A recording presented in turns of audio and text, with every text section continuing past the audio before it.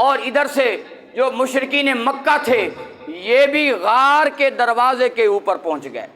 انہوں نے فوجیوں کو بلایا ہوا تھا ڈھونڈنے کے لیے، فوجی بھی ساتھ ہیں اور مشرکین مکہ بھی ساتھ ہیں، اور اللہ کے نبی کی تلاش میں غار ثور کے دروازے کے اوپر پہنچ گئے۔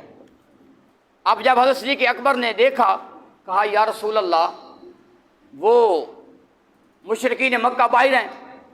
اللہ کے نبی نے فرمایا صدیق لا تحزن، غم نہ کھا، اللہ ہمارے ساتھ ہے۔ جب یہ بات کی نا تو اللہ کے نبی نے بڑے اطمینان کے ساتھ یہ بات فرمائی۔ اب گود میں حضرت اللہ کے نبی حضرت صدیق اکبر کی گود میں سو گئے۔ جو ایک پاؤں ایڑی کے ساتھ جو بند کیا ہوا تھا، سانپ کو بڑی تکلیف ہوئی، کالا سانپ آیا اور اس نے آ کر حضرت صدیق اکبر کی ایڑی پر ڈنگ لگا دیا۔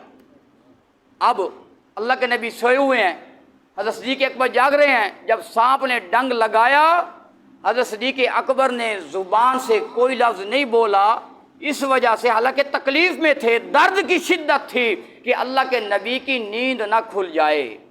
یہاں ایک جملہ عاشقانہ عطا اللہ شاہ فرماتے ہیں کہ جب اللہ کے نبی ہجرت کے لیے، جب اللہ کے نبی معراج کے لیے گئے تھے تو جبریل علیہ السلام نے بھی فرما دیا تھا یا رسول اللہ آپ آگے جائیں کہ ہاں اگر میں گیا تو میرے نورانی پر بھی جل جائیں گے۔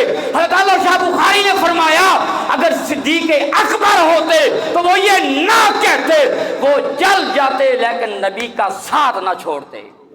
یہ ایک عاشقانہ جملہ تھا جو انہوں نے فرمایا کہ جل جاتے لیکن نبی کا ساتھ نہ چھوڑتے۔ اور جب سانپ نے تکلیف دی اور آپ نے کوئی ایسا لفظ نہ بولا جس کی وجہ سے آپ کی اللہ کے نبی کی نیند کھلے، آپ درد کی شدت کی وجہ سے جب آپ کی آنکھوں سے آنسو آئے اور وہ آنسو کہاں گرے؟ اللہ کے نبی کے چہرے کے اوپر صدیق اکبر کے آنسو گرے۔ اللہ کے نبی کی جب آنکھ کھلی، پوچھا صدیق کیا ہوا ہے؟ فرمایا صدیق اور نبی جب غار میں ہوں تو اس وقت بھی کالے سانپ کو بڑی تکلیف ہوئی ہے۔ آگے آپ سمجھدار ہیں۔ اور اللہ کے نبی نے وہاں اپنی لباب حضرت صدیق اکبر کی ایڑی پر لگائی، سارا جو درد تھا، تکلیف تھی، وہ ساری دور ہو گئی۔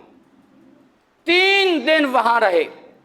اب کھوجی جو تھے وہ کہہ رہے ہیں سردار مکہ کو آپ کو مبارک ہو، آپ جس کی تلاش میں ہیں وہ اسی غار میں ہیں، دروازے پہ کھڑے ہیں۔